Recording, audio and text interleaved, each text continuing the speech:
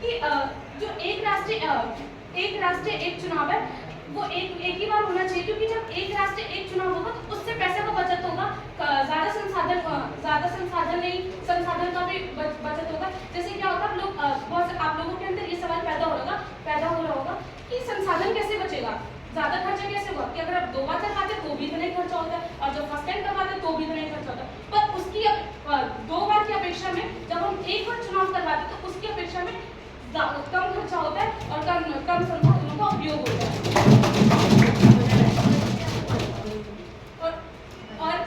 और अगर हम एक बार चुनाव करवाते हैं तो क्या होता है, जो जनता है उनके पास समय रहता है, उनके पास सोचने का समय रहता है।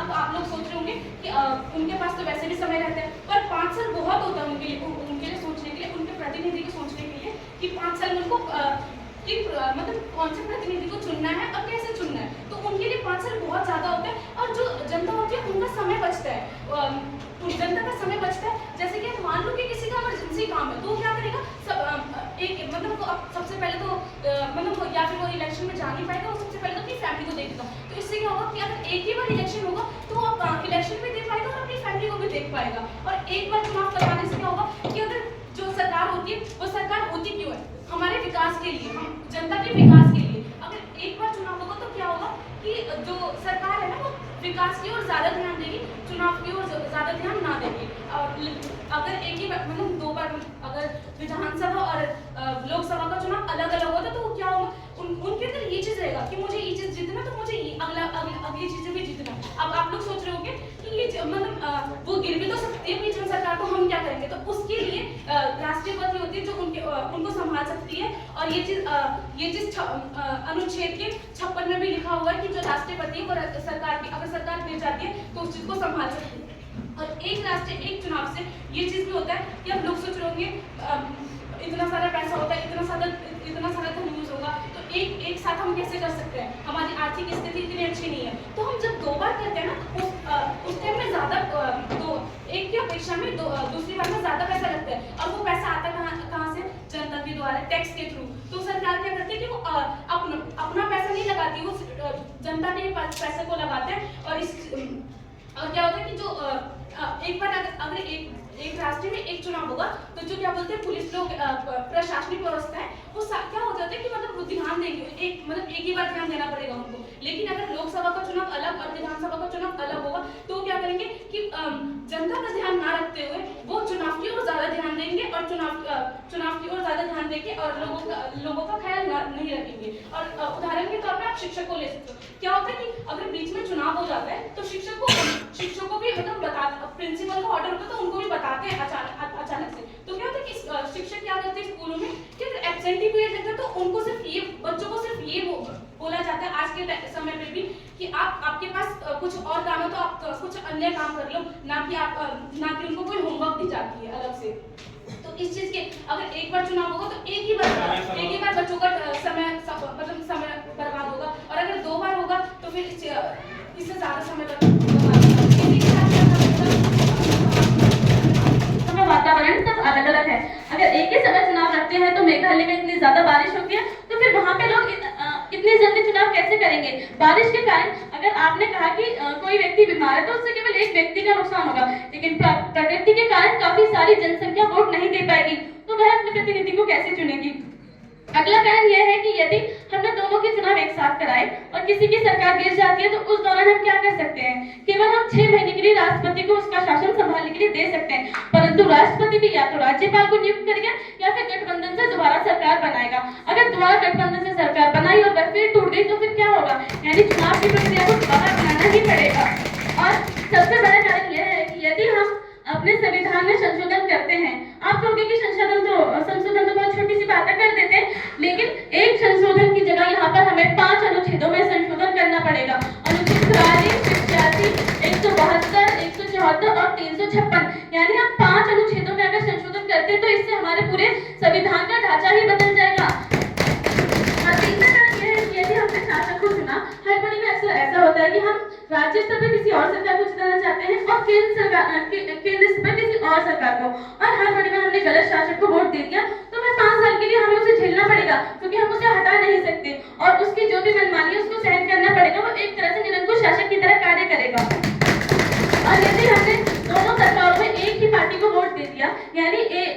लोकसभा में भी उसी दल को जिता दिया और राज्यसभा में भी। तो लोकसभा वो बड़े कार्यों को पहले समाप्त करेगा, यानी राष्ट्रीय स्तर के मुद्दों को पहले खत्म करेगा, ना कि क्षेत्रीय स्तर के। तो फिर क्षेत्रीय स्तर के लोगों की आकांक्षाएं तो कहाँ जाएंगी? माना कि अगर वो बाद में भी पहले राष्ट्रीय स्तर के मुद्दों को सॉल्व करता है फिर बाद में करता है, परंतु उनकी आकांक्षाएं तो तब तक समाप्त हो जाएंगी ना। जिस समय जनता को उस चीज की जरूरत है उस समय ना देना तो फिर उसका क्या फायदा। अगला है ईवीएम जैसे जो यंत्र है जो वोट के लिए काफी ज्यादा इंपॉर्टेंट है, वो एक ही समय पे हम 28 राज्यों और 9 केंद्र शासित प्रदेशों में उपलब्ध नहीं करा सकते। यानी अगर हम कुछ समय बाद भी कराते हैं फिर भी उससे हमारा जो ट्रांसपोर्टेशन का खर्चा है वो भी बढ़ सकता है। और तीसरा कारण ये है, उन्होंने कहा कि कोई भी पार्टी अगर जीत जाती है तो वो जनता के लिए कार्य करती है। और हम ये कैसे कह सकते हैं कि वो जनता के लिए कार्य करेगी? अगर हमने गलत शासक को वोट दे दिया हड़बड़ी में आकर, तो हम उसका क्या समाधान कर सकते हैं? और ये भी कारण है कि यदि बार-बार लगभग मैक्सिमम राज्यों में सरकार गिरती है तो हर सरकार राष्ट्रपति के पास जाएगी, तो राष्ट्रपति अपना पद कब संभालेगा? वो केवल जनता के कार्यों में कार्य को करता रहेगा। और एक और कारण है, यदि एक ही दिन हम पूरे देश में चुनाव कराते हैं तो यानी यूपी का भी प्रशासन उस चुनाव में लगेगा, हरियाणा का भी, यानी सभी राज्यों का प्रशासन चुनाव में लग जाएगा। तो उस दिन देश को कौन संभालेगा? सारी प्रशासन व्यवस्था 2-4 दिन के लिए थम जाएगी क्योंकि सभी चुनाव में व्यस्त होंगे।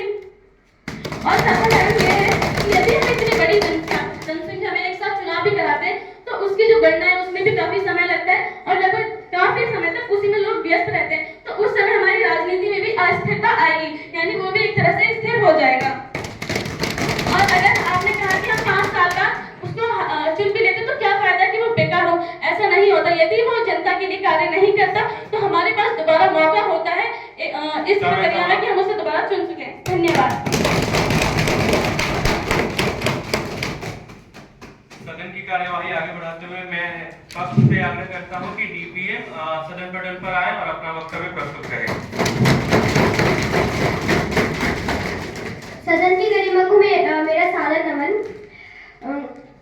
अब जैसा महोदय मैं कहना चाहूंगी कि जैसा हमारे विपक्ष के नेता ने कहा कि वहाँ पे जो उस समय वर्षा होगी तो वो लोग मतलब वोट देने में मतलब उनको दिक्कत होगी।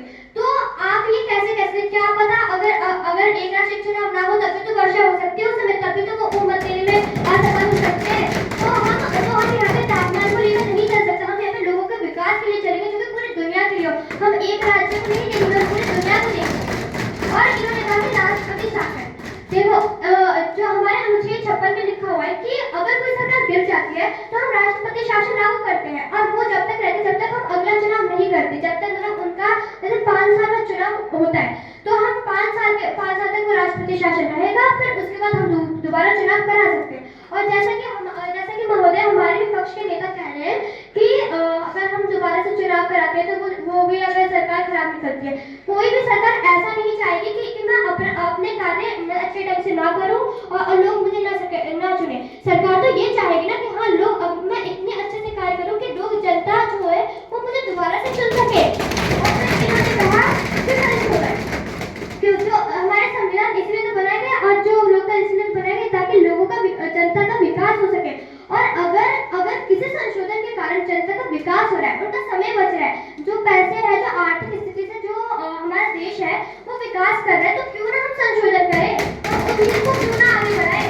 फिर इन्होंने कहा कि गलत शासन को चुन लेंगे, क्यों गलत शासन तो हम एक राष्ट्रीय चुनाव ना होने पर भी तो चुन सकते हैं, लेकिन क्या होता है कि उनको 5 साल का वेट तब भी करना पड़ता है और अभी भी करना पड़ेगा। और अभी अगर उन्होंने गलती से चुन लिया तो एक तो सरकार उन्हें मौका भी दे रही है कि वो राष्ट्रपति शासन लागू करा सकती है। और आप कह रहे हो राष्ट्रपति, अगर आप लोग सोच रहे हो कि राष्ट्रपति शासन वो कैसे लोगों को मतलब पहचानेंगे, तो जैसा कि मैं आपके समझ के लिए बता दूं कि राष्ट्रपति के कार्य क्या होते हैं कि वो जो भी अगर फैसले लिए जाते हैं हमारे देश में तो सबसे पहले उसकी नियुक्ति मतलब जो उनके साथ मतलब राष्ट्रपति देखते हैं और तभी उन फैसलों को आगे बढ़ाते हैं। तो इसका मतलब ये हुआ ना कि हाँ वो हमारे देश में जानते हैं, वो जनता का विकास करता है और उनको हर एक समस्या का पता रहता है कि हाँ हमारे देश में क्या क्या समस्या चल रही है, तो वो उन चीजों को आगे बढ़ाते हैं। तो इससे जो राष्ट्रपति आएगा तो उससे भी लोगों का विकास, जनता का विकास हो सकता है।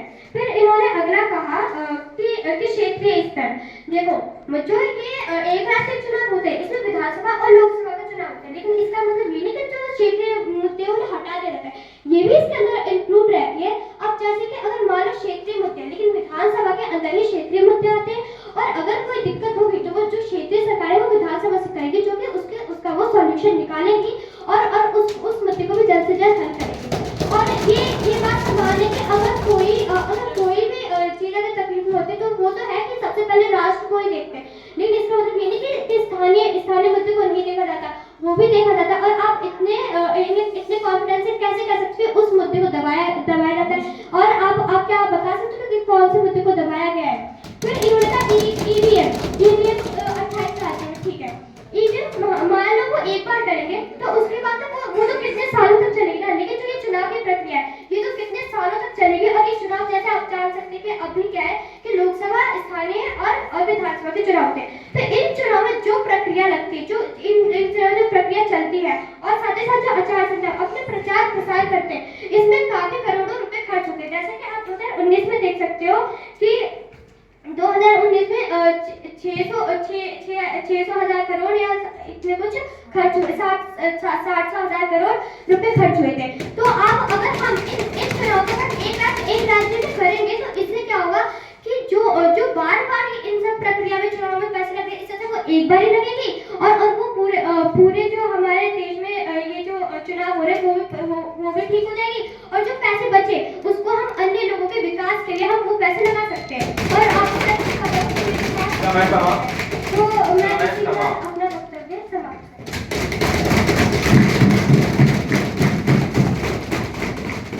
सदन की कार्यवाही आगे बढ़ाते हुए मैं विपक्ष से आग्रह करता हूं कि डीएलओ आए सदन पटल पर और अपना वक्तव्य प्रस्तुत करें। आज के विषय पे विपक्ष में अपने मत रखने जा रहा हूँ। तो देखिए, पहले तो मैं अपने पक्ष के नेताओं से पूछना चाहूंगा, टाइम, पैसा और मानवीय संसाधन कब वेस्ट नहीं होते। अगर जो है हम 1 नेशन करवाएं, 1 इलेक्शन करवाएं, या हम 1 से 2 बार इलेक्शन करवाएं, तब भी टाइम और पैसा वेस्ट होता है, और 1 नेशन 1 इलेक्शन में भी वेस्ट होता है। तो ये तो नहीं है कि तो उसमें बचत हो जाएगी, हाँ ये है कि थोड़ा कम होगा, लेकिन होगा तो जरूर ना। टाइम और पैसा हमेशा खर्च होता है। और आचार संहिता की बात करें तो आचार संहिता में पहली बात कानून लागू होते हैं, अगर नए कानून नहीं लागू होते, लेकिन पुराने को चला के तो हम आगे बढ़ा सकते हैं ना। और हम उसमें एक तरीके के एक्सेप्शनल के तौर पर भी हम नए जो हमारी बहुत ज्यादा ही महत्वपूर्ण चीजें हम उनको भी ला सकते हैं। और अगर आप बोल सके अगर हमें संविधान में संशोधन करना पड़ेगा, तो ये जो संशोधन है ये बहुत बड़ा संशोधन होगा। अगर आप बोलते कि जो आर्टिकल के एक संशोधन में आर्टिकल है जिसके तहत राष्ट्रपति क्या करता है, राष्ट्रपति वो स्टेटों पे अपना चलाता है। लेकिन अगर मान लीजिए भारत में 1 से 2 बार स्टेट्स में 1 से 2 से ज्यादा स्टेट्स में क्या होगा, वो सरकार दे दे, तो क्या सभी पे वो अपना ध्यान देगा? क्या वो पूरे नेशन पे ध्यान नहीं देगा? अब मान लीजिए कि आपने बोला कि छोटे मुद्दे जो लोकसभा या विधानसभा में जो भी छोटे मुद्दे होते हैं वो दब जाते हैं, जो रीजनल इश्यूज होते हैं वो दब जाते हैं। वो आप पूछ रहे हो कि कैसे दबते हैं, मैं बताता हूँ कैसे दबते हैं। देखो, अगर जैसे कि मान लीजिए किसी स्टेट में क्या है, किसी स्टेट के एक जगह पर पानी की दिक्कत है, और जैसे कि बाहर से कोई प्लानिंग बना रहा है दूसरा देश हमारे पे अटैक करने का, तो अब तुम पानी पे ज्यादा ध्यान दोगे या अटैक पे ज्यादा ध्यान दोगे? नहीं, पानी पे ज्यादा ध्यान दोगे ताकि मर जाए बात यहाँ पे। और आप कहना चाहते हैं कि ये जो हम एक बार 1 नेशन 1 इलेक्शन करवा रहे हैं, इससे क्या होगा, इससे हमारे राष्ट्र का विकास होगा। तो आप कहना चाहते हैं कि जो हम 2 बार ही करवाते हैं वो क्या विकास में हमारे बाधा बन रहे हैं? उनसे भी तो अभी तक विकास होता आ रहा है। पहले के जमाने में भी तो ये कर रहा था, लेकिन पहले के जमाने में जब इसको हटाया गया उसके बाद भी तो इतना विकास हो रहा है, और अभी विकास चल ही रहा है। हमारा इंडिया जो है वो एक डेवलपिंग कंट्री है, वो एक ना ही तो अनडेवलप्ड है ना ही तो डेवलप्ड है, वो एक डेवलपिंग कंट्री, मतलब वो अभी डेवलप हो रहा है। तो आप ये नहीं कह सकते कि वो उसकी बाधा बन रहा है डेवलपमेंट विकास में। और अगर आप बोलते कि अगर हम एक बारी करते हैं तो क्या करते हैं, अगर वो हम 2 बारी करवाते हैं इलेक्शन, क्या होगा, अगर वो एक बारी में गलत चुन लेगा तो वो क्या करेगा, वो दूसरी बारी उसको चांस मिलेगा, मौका मिलेगा, ताकि वो एक बारी अपने प्रतिनिधि को भाग कर कौन सा हमारे हित में कार्य कर रहा है और कौन सा नहीं कर रहा, उसके हिसाब से वो अपनी दूसरी बारी जो लोकसभा और विधानसभा के इलेक्शन होगा उसमें उसको वोट दे सकते हैं, जो ताकि उसके हित में वो कार्य कर सके। और आपने बोला कि अगर वो इमरजेंसी में फंस गए वोटिंग के टाइम पे या इलेक्शन के टाइम पे, वो इमरजेंसी में फंस गया, अगर मान लीजिए अगर हमने 5 सालों में एक बार इलेक्शन करवाया विधानसभा लोकसभा के एक साथ, तो क्या होगा, अगर मान लीजिए क्या उस समय उसको आपातकालीन स्थिति में फंस नहीं सकता क्या? अगर मान लीजिए बस वो एक बार ही हुआ, एक बार इलेक्शन हुआ और वो उस समय कोई इमरजेंसी में फंस गया और वो उसके कारण वो इलेक्शन अपने वोट नहीं दे पाया, तो उसको तो अगले 5 साल तक वो अपने प्रतिनिधि को चुन ही नहीं पाया, फिर भी उसको 5 साल तक उस प्रतिनिधि को झेलना पड़ेगा, जिसके कारण वो अपनी बातें भी उससे नहीं बोल पाया। क्यों? क्योंकि उसका मन पसंदीदा प्रतिनिधि वो नहीं है। और आपने बोला कि हमारे पास इतनी फोर्स इसका बहुत यूज होता है। मान लीजिए कि क्या होता है, अगर हम 1 से 2 बार इलेक्शन करवाते हैं लोकसभा के पहले या विधानसभा के पहले, तो हम क्या करेंगे, एक सीमित संख्या को हर जगह पहले लोकसभा देंगे तो लोकसभा में लगा देंगे और विधानसभा में तो विधानसभा में लगा देंगे। लेकिन अगर हम एक बार इलेक्शन करवाएंगे तो हमें हर जगह हर स्टेट में इतनी ज्यादा फोर्स की जरूरत पड़ेगी कि हमें हर जगह सिक्योरिटी बॉर्डर और ये जो मिलिट्री वगैरह है, इन सब की जरूरत पड़ेगी। जितना शायद से हमारा देश इतना वो सक्षम नहीं है कि वो इतनी सारी बॉर्डर सिक्योरिटी फोर्स को दिखा वो पहुंचा पाए।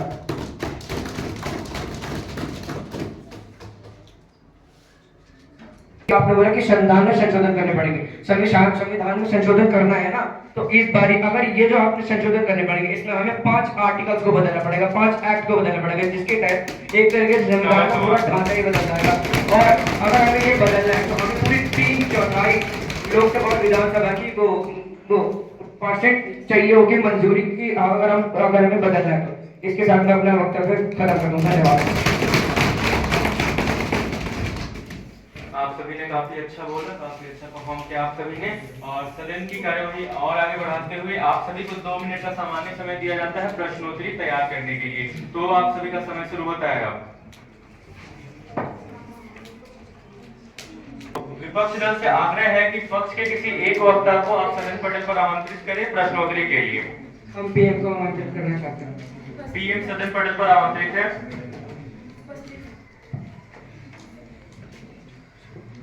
महोदय, मेरा आपसे प्रश्न है कि यदि प्रकृति के कारण कोई भी काफी सारे लोग अगर चुनाव नहीं कर पाते हैं, यानी या तो मेघालय जैसे राज्य में लीजिए बहुत ज्यादा बारिश होती है, फिर राजस्थान जैसे राज्य जहाँ बहुत ज्यादा गर्मी पड़ती है, तो वह कैसे चुनाव करेंगे? इसका क्या समाधान है आपके पास? तो उस टाइम पे तो बार-बार आपने बोला कि एक राष्ट्र में एक बार चुनाव करवाएंगे, तो फिर क्या बोलते, जो प्रकृति नुकसान है उसको भी वो मतलब उससे भी समस्या हो सकती है ना। तो फिर आप ये भी तो देख सकते हैं, जब विधानसभा का चुनाव और लोकसभा का चुनाव जब अलग अलग होगा तभी भी तो प्रकृति बीच में आ सकती है ना। तो वो तो प्रकृति के अनुसार फिर वो डिसाइड करेंगे ना कि हाँ इस समय पर इस राज्य में ऐसी समस्या नहीं है, तब हम चुनाव करें। आपने ये बोला है कि अगर एक राष्ट्र में एक बार चुनाव करवाते हैं, तब आपने ये चीज बोला, तब इसी चीज का मैंने आपका उत्तर दिया। अपना उत्तर प्राप्त हो गया। अगला प्रश्न आपसे ये है कि ईवीएम जैसे यंत्रों को हम सभी राज्यों में कैसे उपलब्ध कराएंगे? ईवीएम जैसे यंत्र, जैसे कि आपको पहले भी बता दिया है, ईवीएम जैसे यंत्र प्रोवाइड की जाते हैं कंपनी के द्वारा, ना कि सरकार खरीदती है। सरकार खरीदती है पर वो जनता के पैसों से नहीं खरीदती है। और ये खरीदती क्योंकि जनता पैसा का क्या करती है, जो ईवीएम बनाने वाली कंपनी होती है वो उसको बजट प्रोवाइड करवाती है, जिस बजट के तहत वो क्या करती है, वो ईवीएम्स को प्रोवाइड करवाती है सरकार को, ईसीआई को। अगर ईवीएम इतना ही महंगा है तो बार-बार तो अगर अलग विधानसभा चुनाव के लिए अलग और लोकसभा चुनाव के लिए अलग यूज किया जाता है, तो फिर जब एक बार राष्ट्रीय चुनाव होगा तो उसके लिए भी यूज किया जाएगा और एक बार में हम ईवीएम खरीद सकते हैं। ईवीएम इतना ज्यादा महंगा भी नहीं होता कि हम एक बार में नहीं खरीद सकते। और अगर हम एक बार प्राप्त हो गया। अगला प्रश्न ये है कि हमारे राज्य में 140 करोड़ आबादी है, तो क्या इतना प्रशासन व्यवस्था है हमारे देश में जो एक साथ सभी राज्यों के चुनाव करा सके? बिल्कुल है, हमारे पास इतनी प्रशासनिक व्यवस्था है कि अगर आप कैसे कह सकते हैं कि इतनी प्रशासन व्यवस्था है जो इतनी बड़ी आबादी को संभाल ले? अगर हमारे देश में इसका मतलब आप अपने देश को कमजोर समझ रहे हो? कमजोर नहीं, लेकिन आबादी के अकॉर्डिंग सबसे ज्यादा ये तो सभी को पता है। ऐसे देश में एक साथ चुनाव कैसे हो सकते हैं? अलग अलग राज्य में चुनाव होने का मतलब ये नहीं कि हमारा राज्य कमजोर है या फिर हमारा देश कमजोर है। अगर व्यवस्था है और ऐसा भी नहीं होता कि अगर चुनाव होते तो सारे प्रशासनिक व्यवस्था उसी में लग जाते। कुछ प्रशासनिक व्यवस्था जनता के लिए भी रहते जो उनके लिए कार्य करती है। अभी आपने ये बोला कि सारी प्रशासनिक व्यवस्था वो इलेक्शन में लग जाती है, आप अपने वक्तव्य को बदल रहे हैं। मैंने ये बोला था कि एक साथ लगती है, ये नहीं बोला था कि सारी जितनी प्रशासनिक व्यवस्था है सब उसमें लगकर जनता का ध्यान नहीं रखते हैं। हमारा अगला प्रश्न है कि अगर ऐसे ही सरकारें गिरती रही एक राष्ट्रीय चुनाव में और सारी सरकारें राष्ट्रपति के पास जाती रही, तो राष्ट्रपति अपनी भूमिका कब निभाएगा? और जो अदर राज्य है उन पे उनका शासन कब आएगा अगर ऐसे ही सभी शासन राष्ट्रपति संभालेगा? सरकार ऐसा काम ही क्यों करेगी जो बार बार गिर जाए सरकार? और सरकार गिरती जाती है राष्ट्रपति उसको संभाल सकता है। और ये अनुच्छेद 56 में भी लिखा हुआ है कि राष्ट्रपति उस चीज को संभाल सकता है। अगर हम मान लेंगे अनुच्छेद 56 में लिखा है, सारे राष्ट्रों में लिखा है कि अगर सारे राष्ट्रों की सरकार गिर गई तो सभी को राष्ट्रपति संभालेगा। आप प्लीज आप एक साथ कैसे बोल सकते हैं कि जो राष्ट्रपति उस सरकार को नहीं संभाल सकते हैं? राष्ट्रपति सरकार को संभाल सकते हैं, लेकिन वो क्या हमेशा के लिए राष्ट्रपति संभालेगा? उसके बाद भी तो चुनाव होगा, जिसके प्रति जो जनता है वो अपना अलग से प्रतिनिधि चुन सकते हैं।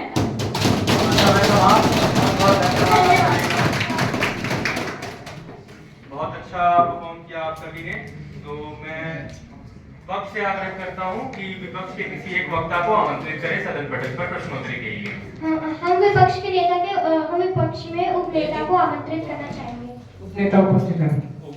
हमारा आपसे प्रश्न है कि अगर बार बार चुनाव होगा तो फिर जो हमारी लोकसभा सरकार है, वो लोकसभा सरकार तो पूरे देश के लिए होती है, तो जहाँ जहाँ राज्य जिस राज्य में चुनाव होंगे तो वो तो हमेशा उस राज्य में चुनाव में ही लगे रहेंगे, तो वो लोगों के लिए भला कब करेंगे? देखिए आपने बोला कि एक बार आपका मेरा प्रश्न यह था कि अगर बार बार चुनाव होगा तो हर एक राज्य में, जैसे आज यहाँ पे आज हुआ तो फिर 1-2 महीने बाद किसी और राज्य में होगा, तो फिर जो लोकसभा की सरकार वो तो पूरे देश को देखते तो जहाँ जहाँ चुनाव होगा तो वहाँ जाएगी, तब जैसे लोगों के बारे में, जनता के बारे में इतना नहीं सोच पाएगा, तो हमेशा चुनाव में लगी रहेगी।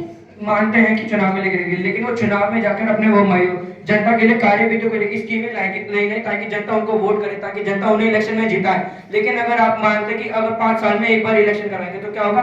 5 साल में उनका मतलब अगर एक बार इलेक्शन होने के बाद उनका डर खत्म हो जाएगा कि क्या अब तो अगले 5 साल में इलेक्शन, अब क्या डर, अब तो हम 5 साल तक अपनी मनमौजी कर सकते हैं, जब आखिरी का इलेक्शन वाला टाइम आएगा तब हम स्कीमें लगाएंगे, तब हम तो फिर आप ये कैसे कह सकते हैं कि जैसे कि अगर बार बार चुनाव होगा तो जो सरकार है वो बार बार सोचेगी कि ठीक है हमारा तो 6 महीने का चुनाव होगा तो हम सिर्फ 6 महीने के लिए कार्य करेंगे, लेकिन जो 5 साल का चुनाव होगा वो तो सरकार 5 साल के लिए अपना कार्य करेगी।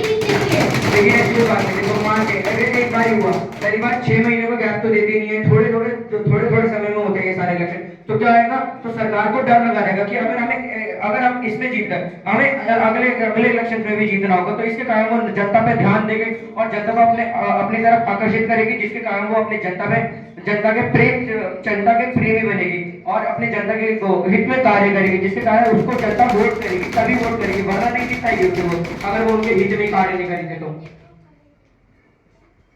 आपने बोला कि जैसे जब ईवीएम जैसी चीजें वो इतनी महंगी होती है कि एक साथ चुनाव करवाएंगे तो वो प्रोवाइड नहीं कर पाएंगे, मतलब एक ही साथ जब हम एक साथ चुनाव करवाएंगे तो वो प्रोवाइड नहीं कर पाएगी इतनी सारी। तो आप ये कैसे बोल सकते हैं कि अगर राज्यसभा का विधानसभा का चुनाव अलग से और लोकसभा का चुनाव अलग से होता है तो वो इतना प्रोवाइड कैसे करवा सकते हैं जब वो इतना ही महंगा है? तो मतलब क्यों? देखो हमने जो नए ईवीएम से जो हमने पहले से खरीद रखे, हम क्या करेंगे? अगर लोकसभा में जब हमने वही ईवीएम को यूज करा तो हम क्या कर सकते हैं? क्यों इनमें कोई थोड़ा समय होता है कि अगर हम इन्हें ट्रांसपोर्ट कर सकते हैं कि अगर लोकसभा के पहले होता हम इसे विधानसभा में ले जा सकते हैं, जिसके कारण हम विधानसभा में इसका इस्तेमाल कर सकते हैं और अलग अलग राज्यों में भी इसका इस्तेमाल कर सकते हैं, जिसके कारण हमारे पैसे बचेंगे। हमारा अगला प्रश्न है कि आप कह रहे हो कि पैसे बचेंगे, क्या जो ये प्रक्रिया चलती है चुनाव की वो तो हर एक साल और वो मतलब 3 बार हमारे विधानसभा, लोकसभा और स्थानीय चुनाव होते हैं और इन प्रक्रिया में इतने सारे पैसे खर्च होते हैं, जैसे आप 2019 का रिकॉर्ड देख सकते हो कि 700 करोड़ खर्च होते हैं, इससे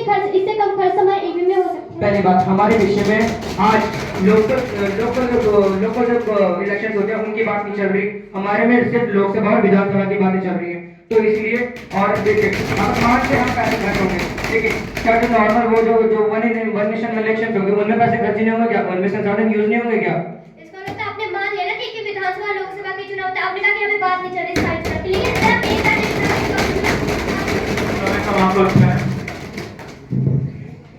आपको उत्तर देना है?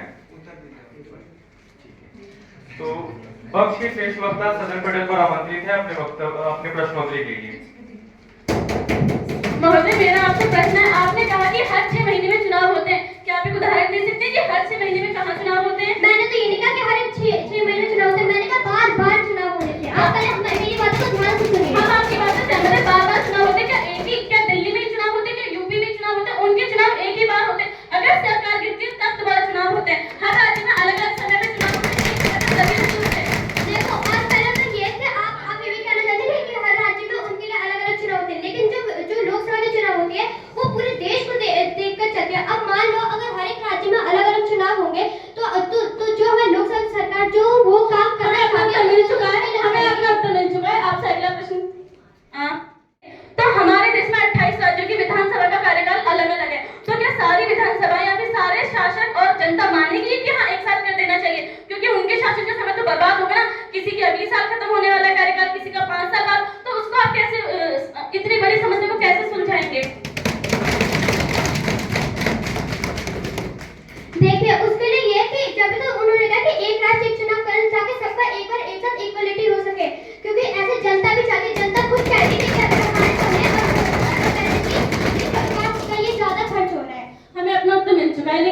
दोबारा क्वेश्चन किया जा रहा है कि यदि सारी विधानसभाओं को एक साथ कैसे जोड़ा जाएगा, क्योंकि हर एक शासक ये मानने के लिए मंजूर नहीं होगा कि हाँ मैं अपना शासन छोड़ के अब दोबारा एक राष्ट्र एक चुनाव की प्रक्रिया को अपनाना चाहता हूँ, ना ही जनता उसे संतुष्ट होगी। तो जिस प्रकार आप कहते हैं तो उसमें भी हो सकता है, वो भी तो जो शासक और जनता ये मानने के लिए तैयार नहीं है कि एक राष्ट्र एक चुनाव ना हो, वो भी तो चाहते कि हो। तो इसमें आधे की बात है कि आधे चाहते कि चुनाव हो, आधे चाहते नहीं हो। हमें हमारा उत्तर मिल चुका ये ना हो। हमें हमारा उत्तर मिल चुका है। अगर चलिए बताइए कि अगर किसी सरकार कोई सरकार किसी राष्ट्र में या किसी राज्य में अविश्वास प्रस्ताव से समय से पहले ही गिर जाती है, तो उसके लिए हम क्या कर सकते हैं? देखो, हमने आपको ये बात कितनी बार बताई कि हम उसके लिए राष्ट्रीय शासन लागू कर सकते हैं, और वो जो राष्ट्रीय शासन को जब तक के लिए रहेगा जब तक अगला चुनाव ना हो, और जब अगला चुनाव होगा तब हम दूसरे प्रतिनिधि को उनको चुनने का अवसर मिलेगा। देखिए, अगर राष्ट्रपति या वो अपने राष्ट्र की चीजों को संभालेगा, तो फिर बाहर का कौन संभालेगा? या अपने पद की जो चीजें हैं, जो अपने वो उसके कर्तव्य हैं, उनको कब अपनाएगा? जो देखो, इस समझ से वो अपने कर्तव्य को निभाएगा, लेकिन साथ वो पूरे देश को भी चलाएगा। आपसे प्रश्न ये है कि यदि सभी, आपने कहा कि क्षेत्रीय आकांक्षाओं को पूरा किया जाएगा, मानना पूरा किया जाएगा, लेकिन पहले वो राष्ट्रीय स्तर की आकांक्षाओं को पूरा करेंगे जनता की, और जब समय बचेगा तब वो क्षेत्रीय स्तर पर जाएंगे, लेकिन तब तक तो उनकी आकांक्षाएं खत्म हो जाएंगी ना। हमें पानी की जरूरत अब है, लेकिन आप कल पानी लोगे तो उसका क्या मुझे फायदा? आपका प्रश्न समझ में आ गया। तो देखो, उसके लिए विधानसभा दोनों होती है। लोकसभा यहाँ पे जब वो पूरे देश के बड़े मुद्दे को संभालेंगे, वही मैंने अब तक अपना उत्तर दिया नहीं, तो आपको मिला ही हम कहाँ? समझ गए। तो वही हम विधानसभा को मैं पूछना चाहूंगा, भारत ये आप सभी बार बार भूल जा रहे हैं, ठीक है? भारत जैसे इतने बड़े आबादी वाले देश में क्या एक साथ चुनाव करवाना सही रहेगा? या क्या ये चल पाएगा या इस भारत देश में? हाँ, चल पाएगा। आप कैसे कह सकते हैं जब इसके लिए एक अलग से संगठन बैठाया गया, कमीशन बैठाया गया, जो अभी रिपोर्ट तैयार ही नहीं की गई, जिसकी अभी रिपोर्ट आई नहीं, तो आप अपने मन से कैसे कह सकते हैं कि ये चल पाएगा? आप पहले की नहीं है, लेकिन ये पहली बार नहीं हुआ, ये पहले भी हो चुका है। इसलिए इस रिपोर्ट को हाँ, तो पहले भी तो हटा दिया गया था ना कुछ आवाम की वजह से। मैं आपको समझ के लिए बता दूं कि आप एग्जैक्ट नहीं कह सकते कि उसमें क्यों हटाया गया। उसमें इसलिए भी हटाया होगा क्योंकि उसमें चुनाव पहली बार थे, उसमें लोग जो जनता थी वो जागरूक नहीं थे चुनाव के लिए, और उन्हें ज्यादा कुछ पता नहीं था, और उसमें जनसंख्या भी कम थी। लेकिन अब जनसंख्या ज्यादा होने के कारण हमें अपना उत्तर मिल चुका है।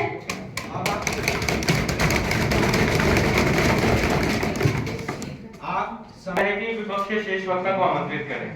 हम एलो को आमंत्रित करना चाहते हैं। एलो आमंत्रित हैं सदन पटल पर प्रश्नोत्तरी के लिए। आपने बोला कि एक राष्ट्र एक चुनाव से समय नहीं बचता है। आप इतने दावे के साथ कैसे बोल सकते हैं कि एक राष्ट्र एक चुनाव से समय नहीं बचता है? अगर हम विधानसभा का चुनाव और लोकसभा का चुनाव अलग अलग करवाते हैं तो केंद्र सरकार तो इसी में फंसी रह जाएगी और वो अपना कार्य छोड़ के उसी चीज में ध्यान देगी ना ज्यादातर। मैं आपका प्रश्न समझ गई। हम ये कह रहे हैं कि समय बचता मतलब बर्बाद नहीं होता, क्योंकि अगर हम दोनों के चुनाव एक साथ कराते हैं तो हर राज्य में अलग अलग चुनाव होते हैं, यानी उस अगर एक साथ कराएं तब भी सभी राज्यों में एक साथ होगा, और अलग अलग कराएं फिर भी अलग अलग राज्यों में एक साथ मतलब अलग अलग होगा। तो इससे समय कैसे बचा? चुनाव तो होंगे ना, इसका मतलब ये तो नहीं कि चुनाव ही ना हो, एक बार करा दिए। तो आप इतने दावे के साथ कैसे कह सकते हैं? क्योंकि अगर एक राष्ट्र में एक बार चुनाव होगा तो लोगों के पास समय रहेगा और वो आसानी से दो इलेक्शन मतलब 2 वोट आसानी से दे सकता है। देखिए, आपने अपना प्रश्न का उत्तर खुद ही दिया है, क्योंकि उनके पास इतना सारा समय, अगर वो एक साथ देंगे वोट तब भी उतना ही समय लेंगे, अलग अलग देंगे मैंने फिर भी उतना ही। उत्तर नहीं दिया। मैंने आपको ये बताया कि अगर एक राष्ट्र में एक बार चुनाव होगा तो लोगों के पास समय रहेगा और वो एक साथ चुनाव मतलब एक साथ वोट दे सकता है, ना कि वो 2 बार जाके अपना वोट दे सकता है। अब आपका अगला प्रश्न। हमारा अगला प्रश्न है कि आप अगर आप चाह रहे कि एक राष्ट्र चुनाव ना हो तो आपके पास आप इतने कॉन्फिडेंस से कैसे कह सकते हैं कि अगर आप जिस नेता को चुनते हैं वो नेता सही निकलेगा? देखिए, ये प्रक्रिया पहले भी थी कि एक राष्ट्र एक चुनाव था, पर कुछ तो ऐसी कमियां आई जिस कारण की हम इसको भूल चुके हैं। यानी हमारा देश विकसित हुआ, जनसंख्या बढ़ी, और एक साथ चुनाव करने पे इतनी सारी जनसंख्या को हैंडल करना कोई छोटी बात नहीं है। तो आपको एग्जैक्ट रीजन पता है कि आप बार-बार कह रहे हैं कि एक बार हो चुका है, लेकिन आपको उसका रीजन तो नहीं पता ना एग्जैक्ट कि हुआ क्या था? देखिए, आप ये कहेंगे कि पहले एक्सपीरियंस कम था, अब तो एक्सपीरियंस बढ़ा है, जनसंख्या बढ़ी, लेकिन फिर भी वैसा नहीं हुआ। फिर भी अलग अलग समय पे हर पार्टी का चुनाव किया जाता है, हर राज्य में किया जाता है। क्या हमने अब तक ये किया है? तो आप बता सकते हैं कि ये मतलब कैसे हो सकता है? आप अपना प्रश्न दोबारा दोहराइए। मेरा प्रश्न ये है कि मतलब आप कह रहे हैं कि मतलब अलग अलग चुनाव होंगे तो उनका जो समय वो बचेगा, है ना? यही है ना आपका उत्तर? देखिए, ये आप प्रश्न में इसका उत्तर दे चुकी हूँ। तो मेरा प्रश्न ये है कि अगर आप कह रहे हैं कि अगर एक राष्ट्र एक चुनाव होने से जो सरकारें तो गिरेगी, तो उन्हें 5 साल का इंतजार करना पड़ेगा, तो इंतजार तो उन्हें उनमें भी करना पड़ेगा ना, जब एक राष्ट्र एक चुनाव नहीं होगा। एक राष्ट्र एक चुनाव नहीं होगा तो हम सरकार को दोबारा वोट देके चुनाव करा सकते हैं, लेकिन एक राष्ट्र एक चुनाव होगा तो हम दोबारा वोट नहीं करा सकते। और हर मैक्सिमम लोगों में सरकार जीतती है, मैक्सिमम राज्यों में सरकार जीतती है, तो हर सरकार को राष्ट्रपति संभालेगा, हर राज्य को, तो फिर राष्ट्रपति अपने कार्य कब करेगा? लेकिन आपको दूसरा प्रश्न ये है कि अगर हम विधानसभा का चुनाव और लोकसभा का चुनाव अलग अलग करवाते हैं तो क्या होता है, इसमें प्रचार प्रसार के लिए बहुत कागजों का उपयोग होता है, तो उसमें क्या आप क्या कह सकते हैं? मतलब कागजों को देखिए, उसमें आप मेरा उत्तर सुनिए। नहीं होता। समय समाप्त। व्यर्थ एक राष्ट्र एक चुनाव में भी होता है और एक राष्ट्र एक चुनाव की अपेक्षा में कम, उसकी अपेक्षा में कम होता है। तो क्या हम अपने प्रचार के लिए जो पैम्पलेट्स है उसका यूज नहीं कर सकते? और चुनाव में उतना ही खर्च आता है, हर राज्य अपने प्रचार के लिए पैम्पलेट्स का यूज करता है, लोकसभा में भी और विधानसभा में भी। तो आप ये नहीं कह सकते कि खर्च नहीं होता, दोनों में ही खर्च होता है। कोई प्रश्न नहीं होगा। धन्यवाद। आप सभी ने प्रश्नोत्तरी में काफी अच्छा किया, इसके लिए आप सभी को बहुत बहुत धन्यवाद। मैं अधिनिर्णायक दल से पूछना चाहता हूँ कि क्या प्रत्युत्तर भाषण की आवश्यकता है? नहीं जी, करवा दीजिए। आप अपने में सहमति बना ले फिर।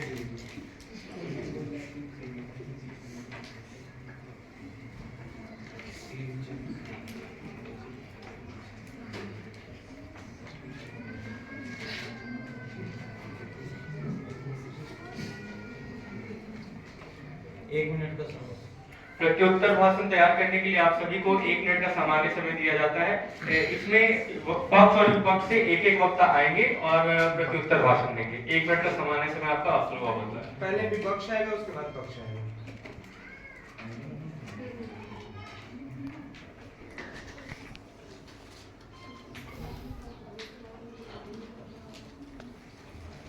प्रत्युत्तर भाषण प्रस्तुत करेंगे।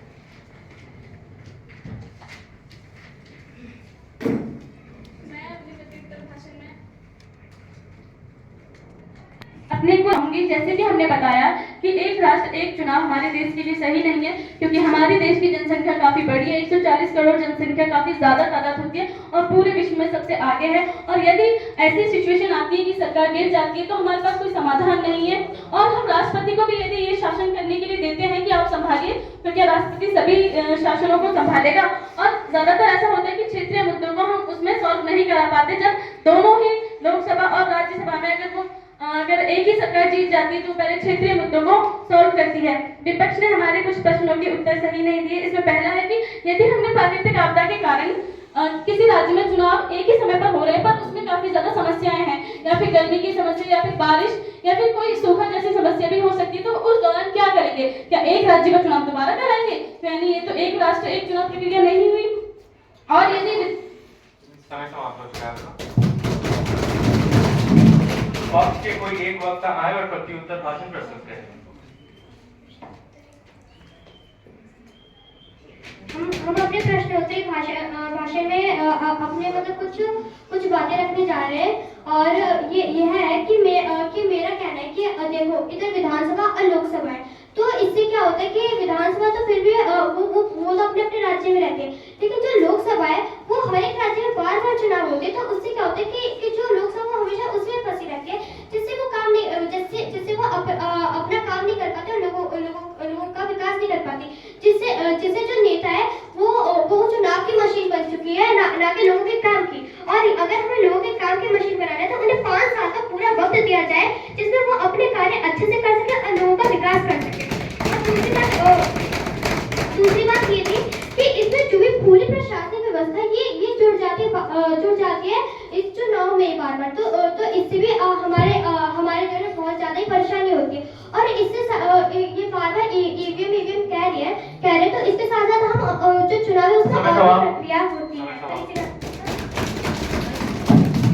तो इसी के साथ संसदीय वाद विवाद की समाप्ति होती है। बाकी हमारे अधिनिर्णायक दल आगे इसको और आगे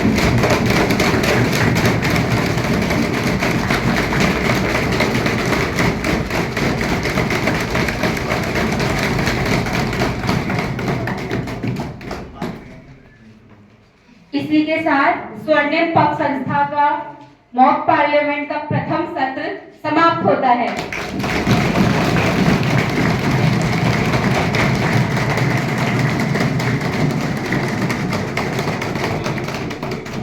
सफल समापन के लिए आप सभी को बहुत बहुत बधाइयाँ। सभी बधाई के पात्र हैं। आप सभी ने बहुत बहुत अच्छा किया है। हमारे स्पीकर महोदय